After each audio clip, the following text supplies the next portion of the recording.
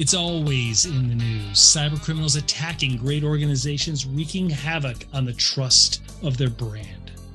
We socialize cybersecurity for you to raise awareness. Interviewing leaders who built and protect great brands. We help talented people enter into this incredible field, and we share our research of blockbuster true cybercrime stories. This is Cybercrime Junkies. And now the show.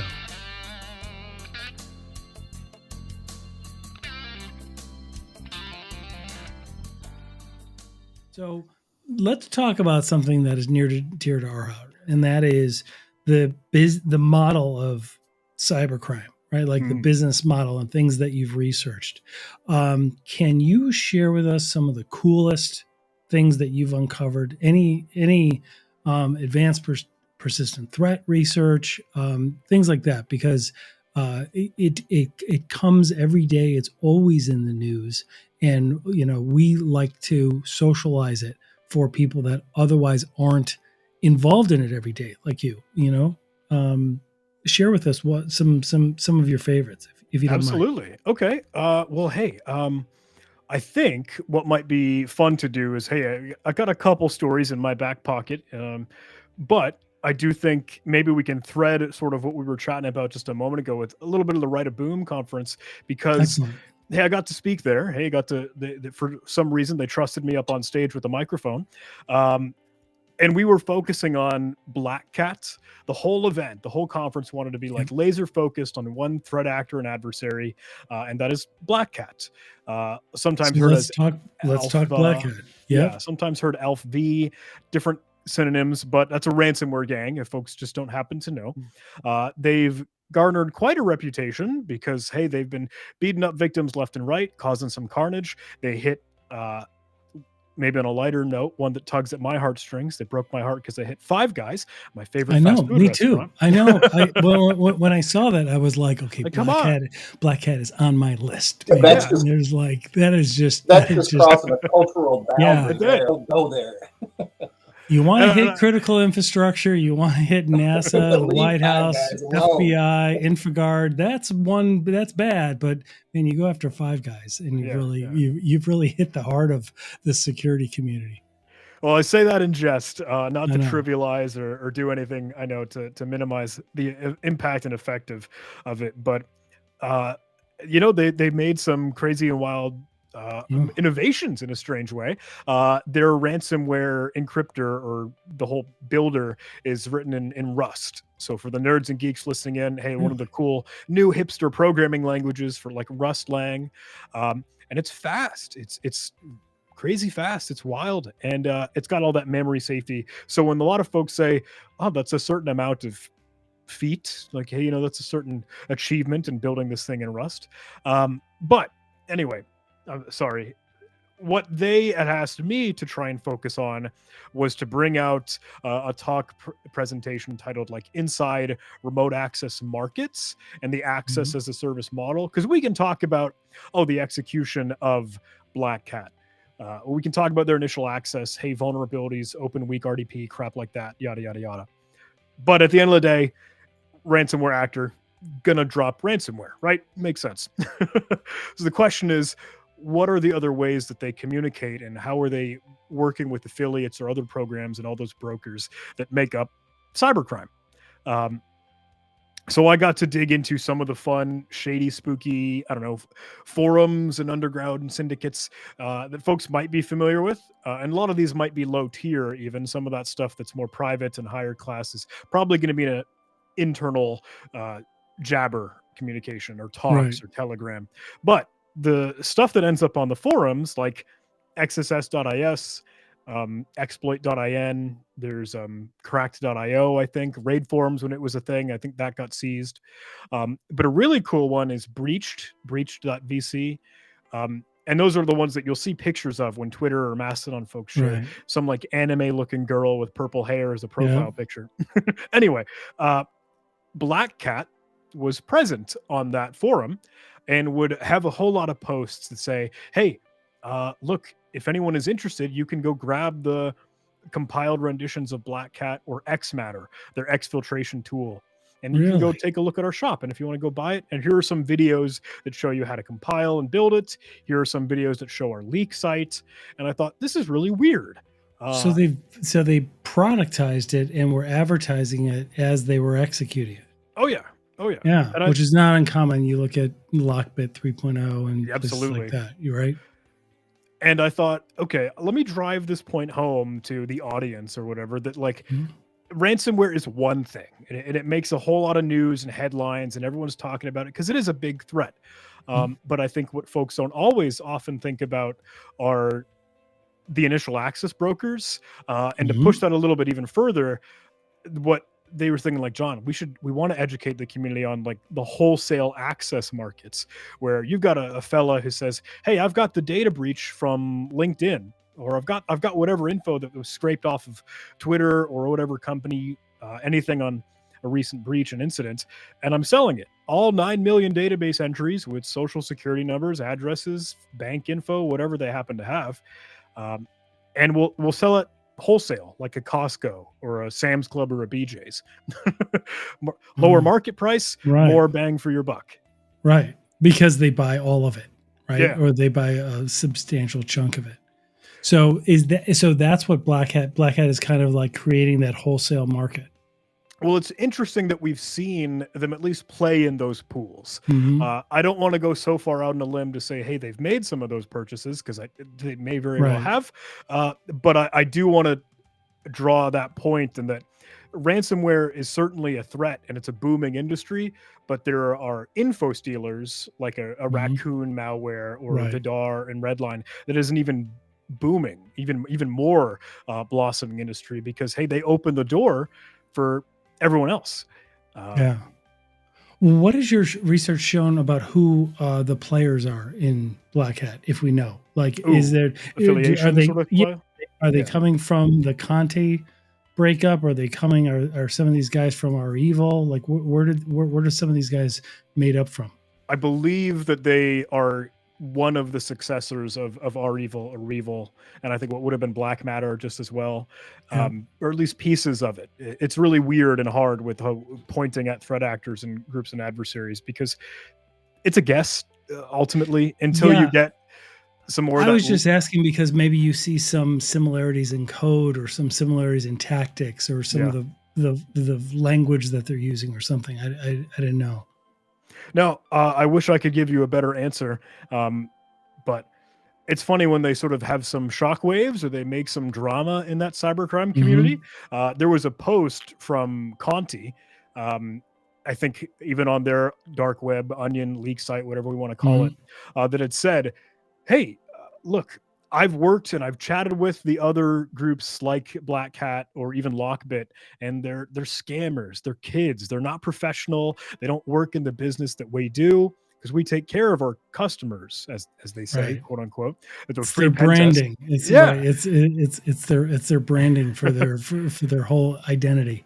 So it's a weird sort of like, hey, let me stop the competition, and other affiliates or other workers, don't go associate yourselves with this group, because they're small stuff. They're table stakes. They're Right. small scale. You want to come hang with us, the big wigs over at Conti. Right. And that's very weird and wild. Yeah. Yeah. And what have you seen? Like, do you have any insight on, who?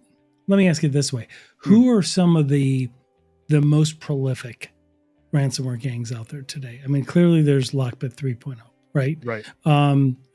Black Hat is growing. Vice Group are Yeah. they? Vice is the one I was going to mention. Yeah, they're really attacking a lot of schools. I saw. What's your research showing about some of the differences, the different approaches between those? Yeah. Vice Society is the one that I was certainly going to mention. Yeah, Vice Society. There's been a whole lot of chatter surrounding some of the recent Microsoft Exchange vulnerabilities. Again, whether we went for proxy logon, proxy shell, blah blah blah, because Play. I know there's a ransomware group called just the word Play. That's gotten into a little bit of the limelight because they were abusing and exploiting that Exchange vulnerability. But to your question of the most prolific, again, hey, Lockbit would certainly be up there. I think I've seen that resurgence, or it comes in waves, right? As we're seeing a more and more of Vice Society and others. But to your question of what are those different sort of tactics or weird, sort of even ethical boundaries that they put on themselves? Because if you go take a look, if you wanted to, hey, if you got the stomach for it, crack open the Tor web browser and go look at some of their onion sites, they'll say, here's the data and information for journalists or for reporters, and here's our code of conduct, which is weird. It is bizarre. Well, we've done that. So that you know, we've done that because that's our hobby. But it's bizarre. It's a bizarre world, like to go down that rabbit hole. Because, and some will say, everybody, just wanted to mention Cybercrime Junkies Prime. We now have a subscription available through our podcast, and it offers exclusive content, bonus episodes, and even pre-releases of all of our standard shows. We keep it simple. It's just the cost of 1 cup of coffee 1 time a month, and you can cancel anytime. You can subscribe by scanning the QR code next to me in the video or by clicking the link in the show notes. If you select not to subscribe to our Prime membership, please at least consider subscribing to our YouTube channel. It's at Cybercrime Junkies Podcast on YouTube, and it's absolutely free. It allows us to bring great guests on the show. Thank you for your support, and now let's get back to it. Rabbit hole.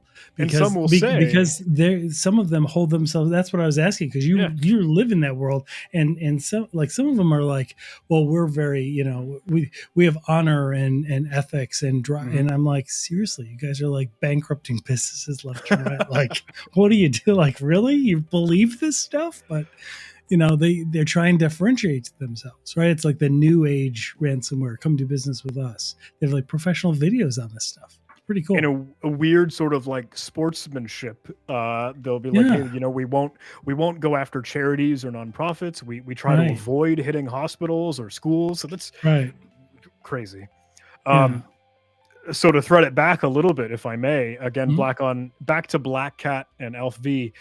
One thing I wanted to include in that talk was there was a message that they had put out, another forum bulletin, where they said, hey, great news, everyone, all of our loyal supporters.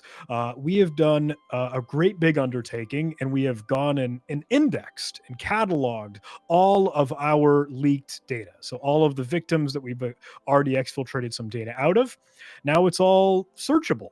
Like if you wanted to search for John Hammond, you certainly could in all of their victims and customer data. If you wanted to search for password or net income or whatever, you could. And if you go find it, it's like 2 terabytes or whatever of data that you just sift through. And they say in the message, hey, we want to do this so that the information is more accessible for the cybercrime community. So they have created a search engine or a search platform within the breached data so that you can hone in on what you want to buy. Across every single victim, which is wild. Really interesting. And they say at the very, very end of that statement, they say, soon, coming very, very soon, we want to get this out on the ClearNet. So something published on the open internet, not Tor or Onion. So yeah, weird and wild. Maybe Google will be the one indexing. I was going to say, what's it going to be? Google Black, right? Like you can like fire up Google Black and then just like find out like stuff and then just go buy your own data and then like get, you know, hopefully you can change, you can identify everything you have to change. So those are some of the strange innovations that I've seen, from Black Cat. Now, let me ask you this: was that the first time you had seen like an indexed search for victim data like that? Personally, yeah. Okay, so that's pretty significant, right? Well, like, hey, I might be. I don't remember. Well, no, and again, this gets to imposter syndrome and cybersecurity, right? Like we all can't know everything, but we've researched and we speak with John DiMaggio a lot, who's done a deep dive on Lockbit 3.0. I don't remember anything about them having on their Happy blog and places like that that they have anything about like being able to search and index and dive deep into that data. That's pretty interesting. Yeah, and I thought, hey, you know, those are some of those new innovations for Black Cat that I think are worth talking about and worth bringing to the table for that conversation at Write a Boom. And I thought, hey, let's show it to them. Let's get those screenshots. Let's get those up. So if by any means you would like the slides, David or Mark, hey, We I'm would happy to love send them. that to you. Yeah, We would get some absolutely love them. visuals. Yes, Yeah, that would be I would fantastic. absolutely love them. Yeah, because that is just so fascinating. Yeah.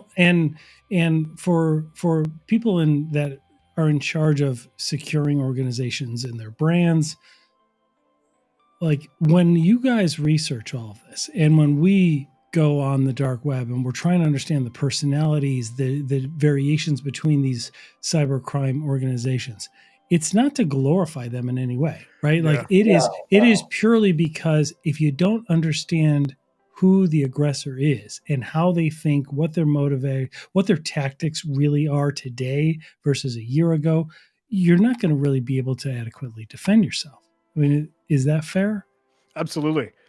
That we were chatting about, hey, some more of those initial access or execution or post exploitation things that we can detect, and based off of keying off those artifacts, can we lock it down and have that better defense and better security?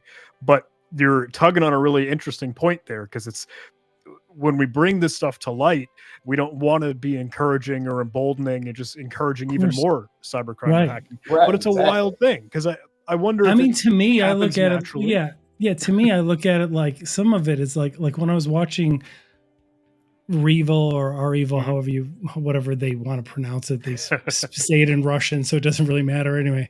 But when we were watching them a year ago or so, I was like, it's kind of like watching John Gotti, like of the organized crime, like very flamboyant, kind of out there, and it's like there's a whole group that's kind of looking at you with a jaundiced eye, like don't go out there so much, right? Yeah. Don't overexpose yourself because then you become a target, and then we kind of saw what happened with them. But it's kind of interesting. I mean, no, we don't mean to glorify it in any way. I think we need to learn about it, all of us. Like the more and more, owners of businesses, owners of organizations, people that are in healthcare, schools, like if you're in charge of protecting that organization and that organization's people and the brand that it serves overall, like we have to know this stuff, right? It changes so often. There's massive amounts of money at stake. They are changing and shifting all the time, so that's part of the reason why we delve into it so much. What are you seeing in terms of the initial access brokers? Like, is there an approach to shut down groups of them? Like there are organized groups like Black Cat and Arevil and Lockbit 3.0, Vice Right. Society, and a lot of the people that are the digital mercenaries, right, or the actual executioners, the ones that do it, they're retained, the affiliates, like they're retained, and they don't even necessarily know each other, right? So they have it organized just like traditional organized crime. But with initial access brokers, they seem to be out there as one-offs. Are there any groups that are forming as initial access brokers? And if so, how do we defend against those? Because that's that kind of wholesale kind of like, I've got access, but I don't want to get involved in the actual extortion part. I'm going to Right. just sell that, make my $3,000 and be done. Mhm. How do we stop them? Like, super good question, and I don't think I have a good answer. I'll admit. yeah, I don't either. Otherwise, I I don't wouldn't think have asked. anybody does right now. Yeah, I don't Such know. is the really don't. treadmill Yes, of yeah. cybersecurity. Well, let's break it down. Are there any groups that are just IABs, like, or no? Because I haven't seen that. Like, I Yeah, haven't not a seen. name that I'd be able to point to, other than Okay, hey, yeah, you've that's got, what I thought. you've got Raccoon, you've got Right. Vidar and Redline, but those are the malware strains. Right. Ranyan, maybe that's one that does a Oh lot of it. yeah. Okay. Um, Yeah. Because it seems to be individual people, like, and you don't know if necessarily they used to work there or whatever, right? Or they found a vulnerability, or they were playing around and they found a vulnerability, but they don't want to get too heavy into cybercrime, so they just kind of one-off sell access, and then they're done. Well, I'll be honest. I think a lot of the issue is, hey, it's so commoditized and it's so prolific everywhere Mhm. that I can't pinpoint or say, is it one group, is it one person? A lot of those things feel like they're kind of just sprayed and prayed across the internet. Mhm. Right. Whether it's a phishing email, which I know isn't all that sexy, it's not that cool. You're not firing off a 0-day or anything at some vulnerable Right. service or unpatched program, but that's the stuff that still works. Well, yeah. I mean, and I love it. So we're part of InfoGuard, and we've been Yeah. doing these security awareness trainings alongside local field agents, the FBI, Department of Homeland Security, for like 10 years.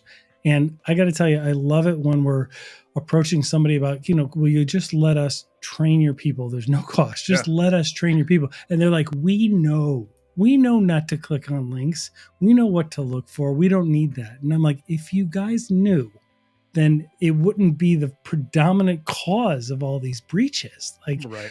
what, it's not a technical answer, right? But what are your thoughts on like what organizations can do to like create a security culture?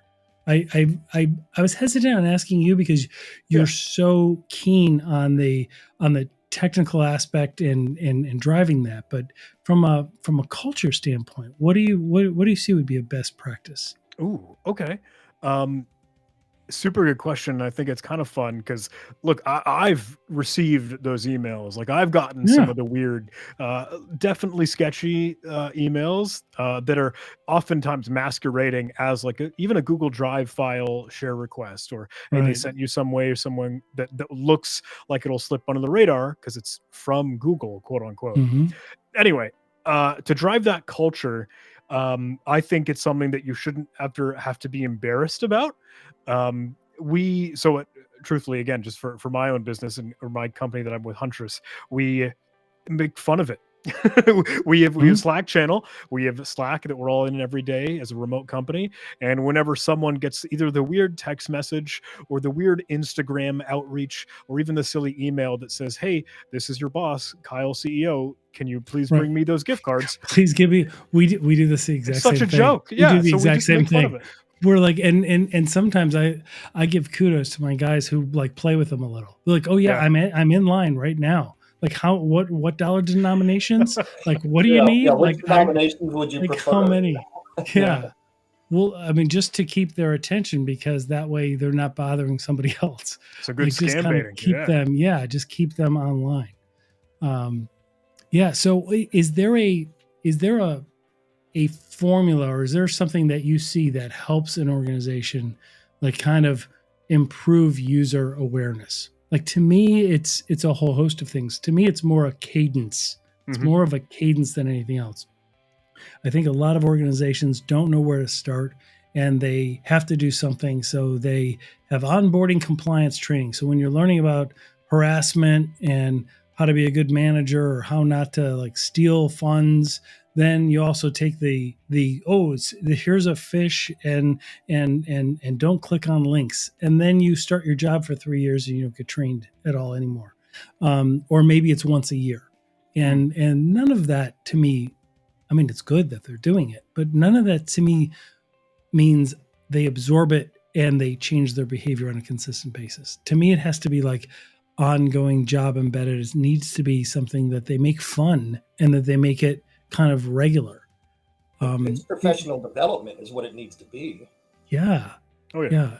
Is there anything that you found that's really useful? Like, is there new programs out there? I love I personally, I know a lot of people question it or address it because of the way that sometimes they go to market, but we really like the KnowBe4 platform, the testing, the test phishing, because if you have somebody managing it that is good, right? To me, it can be customized, it can be tracked, and then you can actually have objective measurements of people that are learning, right? Because you're like, X number of people were, causing a data breach, clicking in the beginning, and then over time you actually see it going down. So to me, that's some element that the culture is starting to improve, at least for one metric, right? I love the Wiser videos because they're hilarious. Like, how do you not, like, if you can use humor and you can help people kind of enjoy the security awareness video that they're going to watch, that's always cool.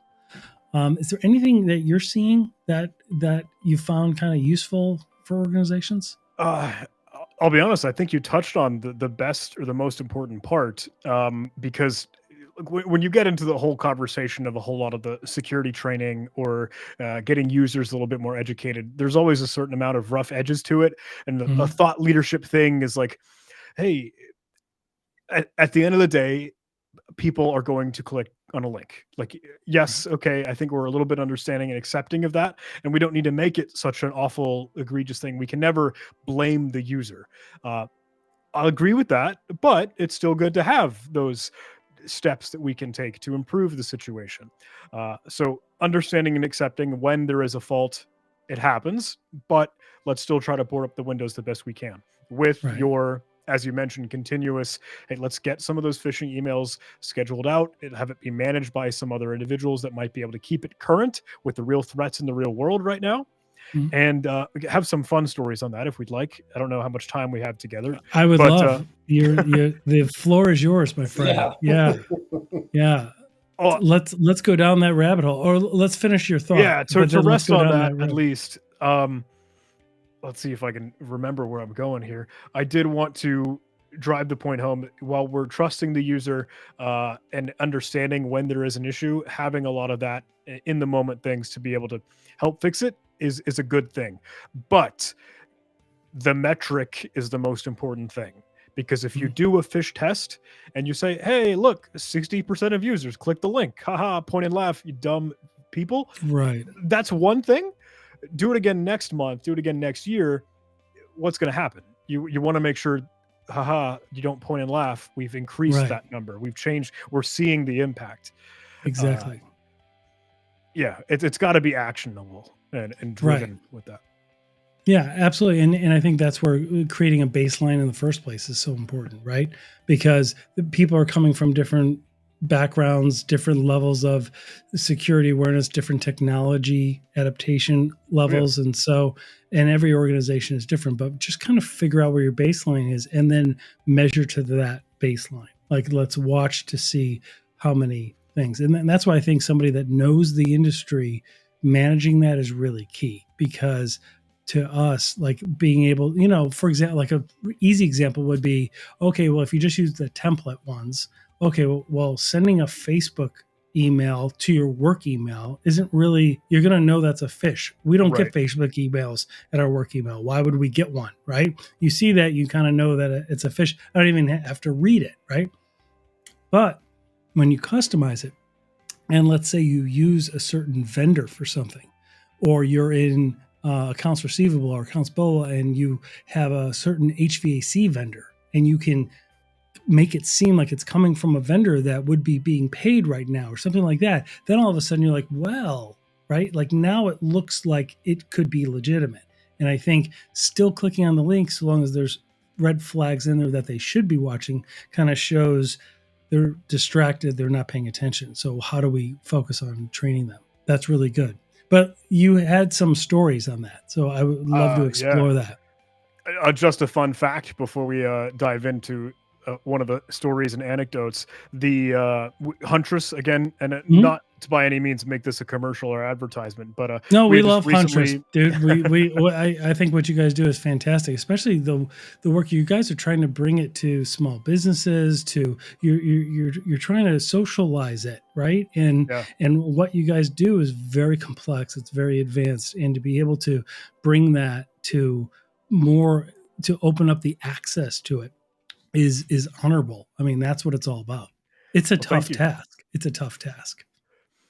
We had just recently acquired curricula, so a security awareness training, a spot, Mhm. and we want to build and bring in that security awareness training in a managed way.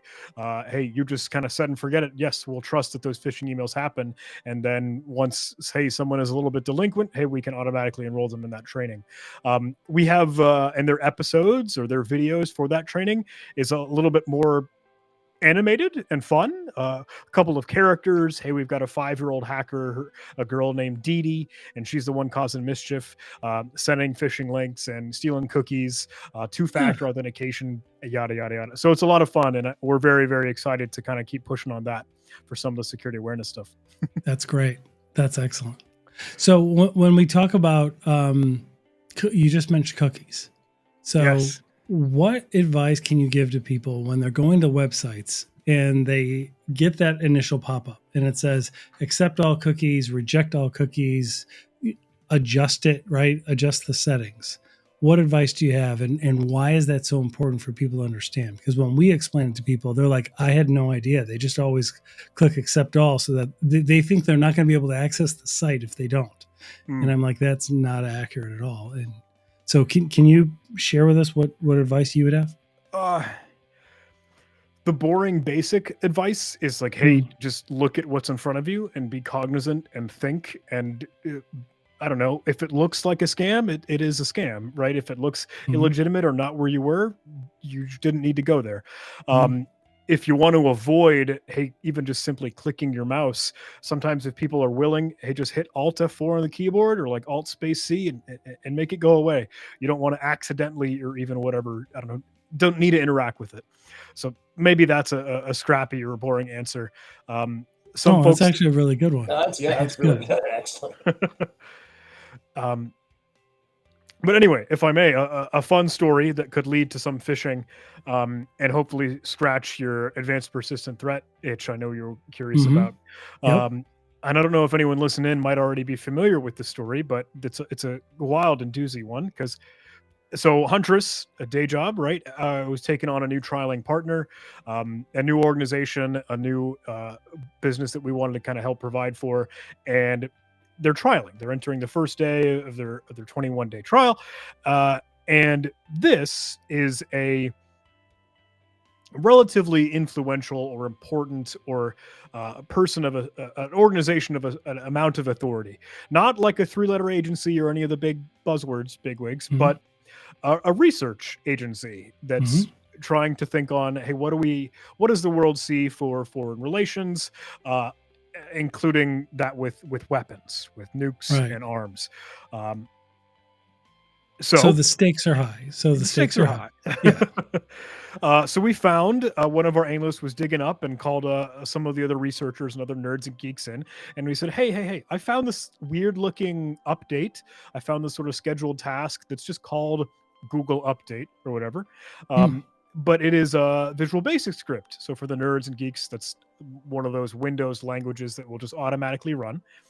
And it would end up pulling from a Google Drive document, like way out on the internet. Hey, we've got like a Google Doc or Google Sheets or whatever collaborative Google Drive Word file. So if you went to it, if we went and did our due diligence, kind of digging in and analyzing it, it was empty. Like there's nothing in the document. But the file name of the document is this weird, long and wild gibberish. Looks like nonsense, looks like random letters and numbers, blah, blah, blah. But if you compared that with this Visual Basic script code, it is ended up being decrypted or deobfuscated. That was going to be a stager to run and detonate more potential stuff. And we thought that was weird. That's certainly suspicious and doesn't look good. If we pull back again another layer of the data that we could deobfuscate, just kind of following the steps of the Visual Basic script, we could start to carve and find out other implants, hooks and claws, and this persistence mechanism that they simply had with that scheduled task of a Google Updater. Ultimately, it ends up being some remote access Trojan that could still get command and control back and forth to different external websites. But now we're like, okay, there really is evil here. And we're doing our homework. We're doing our due diligence to seeing, has anyone else seen this sort of trade crafter style before? I think Unit 42 had put out some research. That style of using a delimiter and deobfuscated stuff within a Google Drive is known to Kim Suki, which is the name of the adversary or threat actor. It's a North Korea APT, Advanced Persistent Threat. And we thought, whoa, okay, stakes are a little bit high. That's not the person that was tied to the Sony breach of 2014? I'm not sure. I'll be the first to admit. Okay. I'll look that up. That's okay. Because that's really interesting. Yeah. So digging into the breadcrumbs puzzle pieces that we have here, the Visual Basic script had a special sort of fun fact that we hadn't seen before, because it was checking the user or even just environment data, like, hey, what's the name of the computer, what's the host name, what other devices are allowed and nearby, what is the username, and it would do an interesting thing because it would only go execute the next stage or go detonate really if the user name of the computer, the person using that keyboard, matched like Alice or whatever name that we want to choose. So it's specifically going only having guardrails to execute and detonate if it matches Alice, so to speak. Again, kind of researching around. Why do you think that was? Why do you think they did that?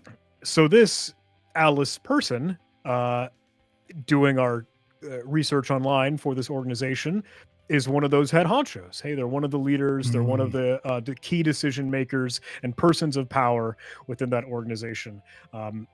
Whether they're going on meetings, whether they're going to, hey, interface with those potential foreign relations, et cetera, et cetera. So yeah, I see it coming through in the chat messages for our live stream here. Like, this is wild and targeted. They're going after this individual. So hey, I'll speed run a little bit because while we got to go check our EDR, we're digging through other alerts and investigations. We see a keylogger, PowerShell based keylogger. That's kind of monitoring, hey, what you type on the keyboard here and there and when, and a browser sniffing or stealing utility that will see, hey, what tab do you have open? This thing was written in C#. And it would just say, hey, what web pages are you visiting? And can we pull that text or that information down? And I was like, whoa, this is genuine targeted information espionage from an advanced persistent threat on a place of certain caliber, position, and power. But the question that everyone wants to ask, right, when we get to tell the story to I don't know, journalists or headlines, or what everyone tends to ask is, how did they get in? How did the hackers break into the environment? So finding and discovering that this was Kimsuki, that APT, their tradecraft and their style is to use a phishing email, fair to say. So and by clicking on that link, it gave them access to what? I'll build up a little bit here because we wanted to know, where was that Phish? So we asked the organization, and this is kind of a strange ethical thing that I don't normally have to ask those questions, but like, hey, can we look through your emails? Can we go into your downloads folder? Can we see what's happening on your desktop? Because normally we just don't need that. But they were comfortable with it. They said, okay, absolutely, whatever we want to do for the investigation and for the analysis. So we're digging through these downloads folder, and we saw a weird one, a little zip file called voakorea.zip. And this is a Voice of America Korea.zip. And it was downloaded twice. It has a VOA Korea 1, like parentheses surrounding it. So oops, maybe just an accidental double click. They might download it twice. But there is another antivirus on this computer, on this host, and the antivirus is smart, tries to scan and analyze everything that's downloaded. So we go take a look at, hey, what antivirus logs are there? Is there anything that it might have found that could clue us in, that could tell us which of these files that we're seeing in the downloads, whether or not it's voakorea.zip, which of those is the bomb? And it had scanned this zip file, but it failed. It couldn't analyze it further because it's a password protected zip file. Like, oh, okay, smart little trick here. Maybe the file size is too big. The antivirus engine won't eat it, or because it's password protected, it won't know how to decrypt it and can't examine the contents. So, okay, a little bit clever. In which case, now I'm thinking, all right, we're going to switch our hats here. We're going to transition from threat hunter to hacker and CTF player. And we're going to try and find out the password to the zip file. Crack that thing open, right? Like, that's what you got to do. So we're throwing John the Ripper. We're throwing Hashcat. We're doing dictionary-based attacks, brute force, yada, yada, yada. And eventually we find the password as VOA 2021. Boring and dumb, but okay, that's all it took. You got to be kidding me. Okay. So we pry this thing open. And it's a Microsoft Word document. So you can imagine Microsoft Word document enabled with macros, and we got to go analyze and look at the macros. Digging into that source code is visible to us. We could see it would check if other endpoint protection software is on there, like if Bitdefender is running, or if Norton is running, or whatever process that's still for security mitigation don't execute. But if that is not running, we're a-okay. We can start to call back to our command and control framework and change all the registry values, so you'll never have to prompt for macros again in the future. So hey, whatever, small backdoors and damage. So we bring this to the organization. We say, hey, we found it. We've got the root cause analysis. We found the phishing document, the malicious macro enabled document. But what about the email? Yeah, I was going to say, how far can we trace this back? You found the download, but what got them to where? Yeah. So what did we find? So we bring them this file, this zip file, and we get to speak with Alice as the confidential redacted name, cast of characters here. And they say, oh, I remember that. And really? They go point it to us, and they go and they send us the email, the .eml file, and it's wild to look at. So there's a received email from Voice of America that says, hi, organization, Alice, we're writing a story. We're going to do some article. We want to do our journalist reporting stuff that we do, and we'd like to interview you on what is Trump's involvement, Korea, and blah, whatever. A couple of questions, and it's asking for them to participate in an interview. It's like, oh, okay. Kind of innocent, kind of cool. Yeah. And interesting because, one, they're impersonating this reporter, genuine and real reporter name from VOA, from Voice of America. Right. And they are asking them for information. It's not just a, hey, smash and grab, here's my implant, here's my macro, detonate it and run. But they want to build trust. They want to build a relationship. So the victim, Alice, says, hey, I'm sorry it took me so long to get back to the email. Absolutely, more than happy to help. Here are the answers to your questions. Spits it all out. Threat actor, a couple of days pass or whatever, the next email in the chain, they respond and say, this is great. Thank you so much. Hey, I just wanted to make a couple revisions so we can make it ready for publish. If you wouldn't mind just checking my edits and approving them to make sure they're good for what you would like. Hey, I've attached this. And to be secure, of course, for our communications are encrypted. This is a password protected document. Password is VOA 2021. There's the social engineering. There's the hook. Right there. Yeah. There's the hook. After a couple stages, and the next response that we see in this email chain is Alice saying, hey, this looks great. I've checked in with my boss, so-and-so. Here's Bob and Charlie and Doug, or however many characters you want to extrapolate. And they've all approved it just as well. So carbon copied in the email are all those other individuals that this malware has just gotten to. Granted, they're the guardrails to target one of those individuals. But that's just wild and insane. If you open up the macro documents, if you open up the Word document, it's the most boring, basic, and classic. This document is created in older versions of Windows. Please click enable content and enable editing for us to view this document. Really? Like, please run my malware. Pretty please. Right. Exactly. Holy cow. So long story. I'm sorry. No, that was great. I can't believe. Oh my gosh. So that was really well played out though. Like that is a pretty strategic, that is a really wildly targeted approach. Did the email come from, like, they purported to be this legitimate actual person who's the reporter from, like, Voice of America, right? You said, yes. Did they ghost the email? Like, did it actually look like it came from the organization that the real reporter works for? Or could they have learned it from there? Well, hey, I did us a disservice, and I should have tried to do some screen share if I could. No, it's okay. I think you can, but if not, it's. Let's see if it will let me. No, I don't want to slideshow that. I don't know if this is visible or not. I kind of pulled it up. I'm not sure if it's backstage of Restream. Nope, there you go. So this is all redacted, and well, I realized, whoops, sorry, I kind of said this all aloud. So I don't mean to backpedal here for us, but to answer your question, as you were just asking, is, well, hey, where did this come from? Was Right. it a Voice of America email truly? No, it's a dumb, stupid yahoo.com email. Wow. No Holy way. cow. Really?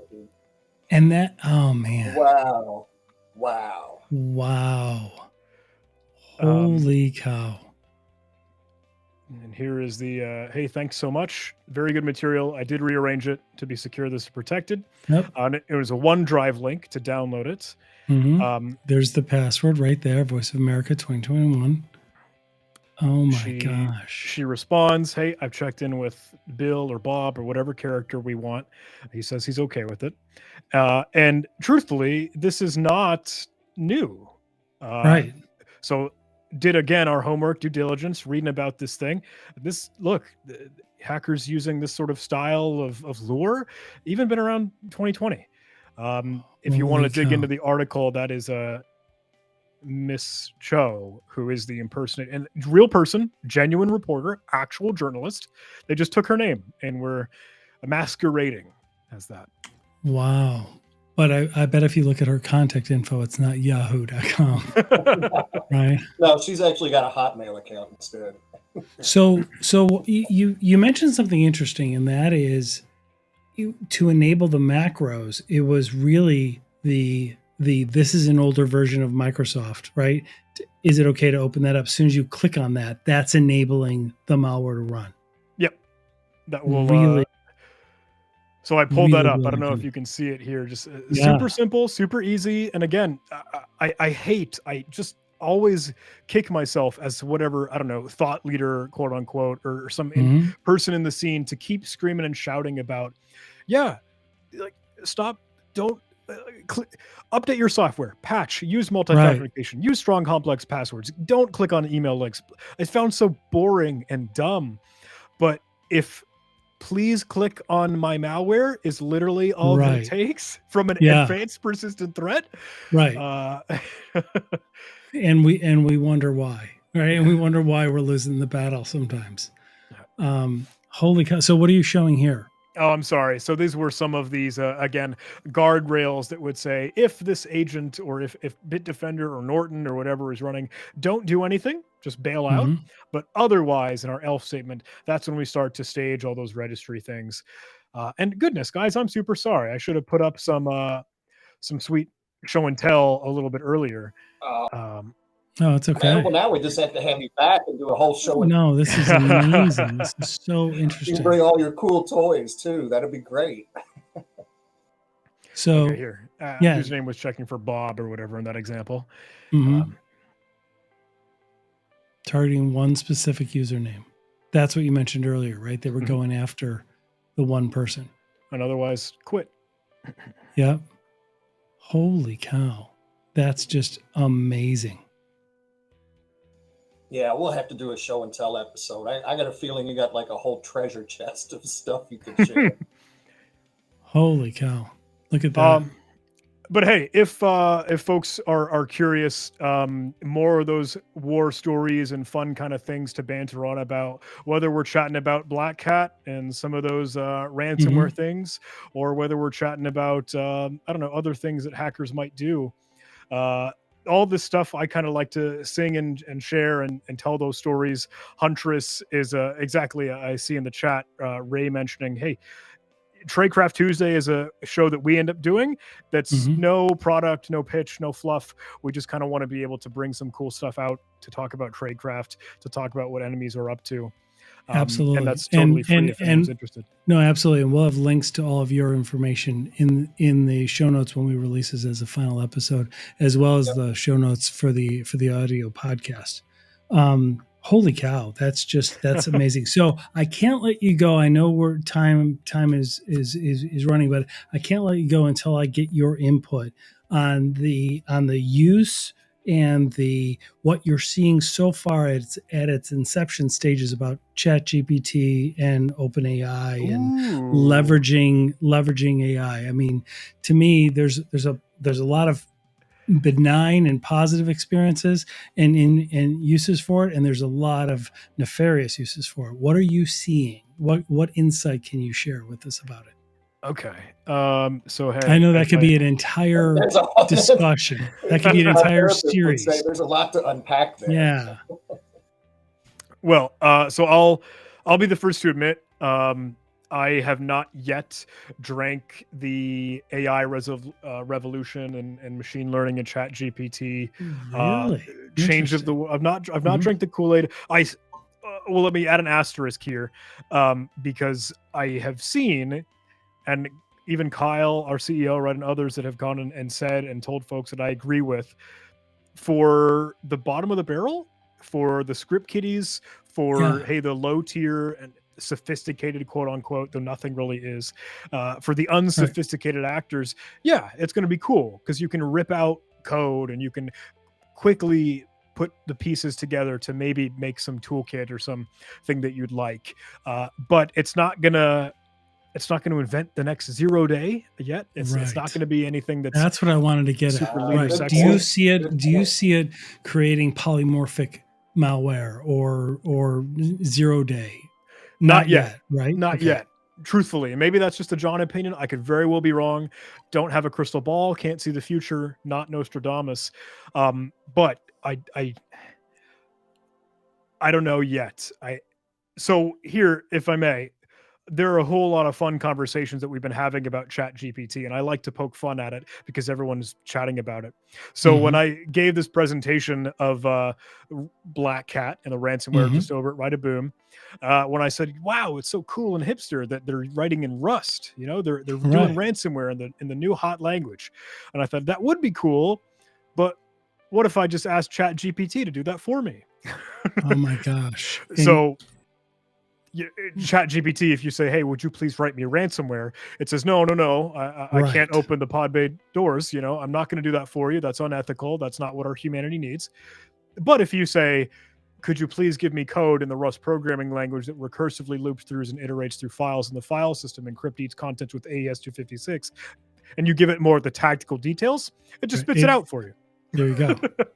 Holy cow. And so you did that and it spit out the exact execution for in the Rust language. Right. But let me say, I have not tested this. I have not validated this. I have not ran this code. I'm not a ransomware operator. We can neither confirm nor deny any of those allegations. This is solely for educational purposes for those paying attention. But whenever ChatGPT spits out code to you, maybe it won't have the credentials that you needed to be able to do something, or it won't know, okay, whatever services that this thing could connect to, there's some other plumbing that needs to be made or done for it to work correctly. So rarely will it give you something outright that works. And with that, you need to have the know-how. You need to understand a little bit more. So it might enable those script kiddies, maybe, potentially. But I don't think it's going to be anything all that game changing for the big boy threats, if I may. Yep. Okay. So before we let you go, let me ask you bigger picture, right? Yeah. What are your thoughts on, the U.S. national cybersecurity framework, right? There was talks. It was in the news recently that they're supposed to be coming out with some national cybersecurity standards, at least for critical infrastructure and a couple of the key verticals. Any insight on that? Do you have thoughts on that? When we ask friends of ours that were, in the FBI or former FBI or whatever, they're always like, they're very skeptical about it. They're like, I don't know if it's really going to have any impact. Like, how much of it is political grandstanding and how much of it is actual? But for somebody that is involved directly in it, I wanted to ask you.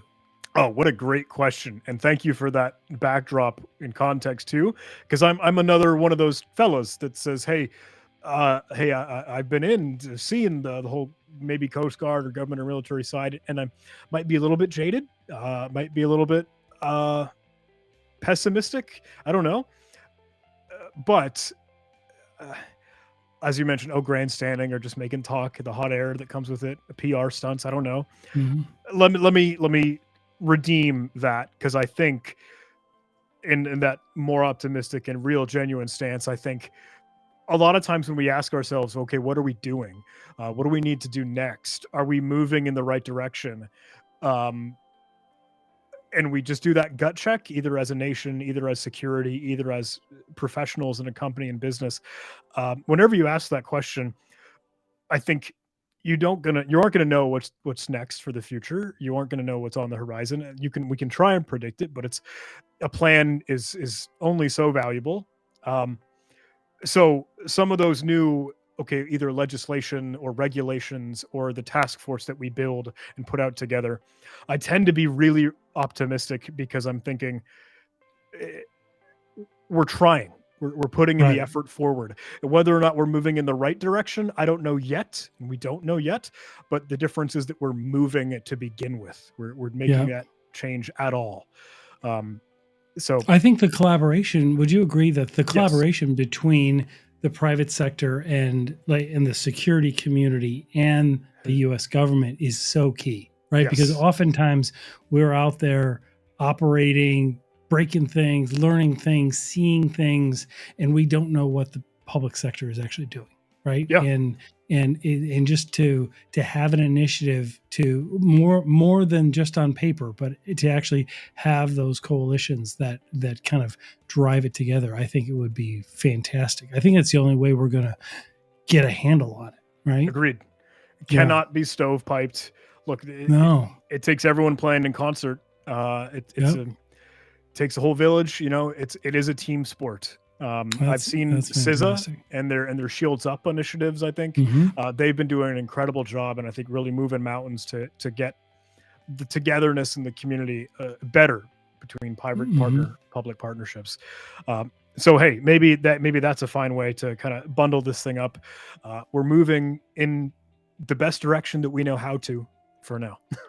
Yeah, one of the listeners just mentioned the private sector needs to help fix the cyber skills gap to take part in OJT.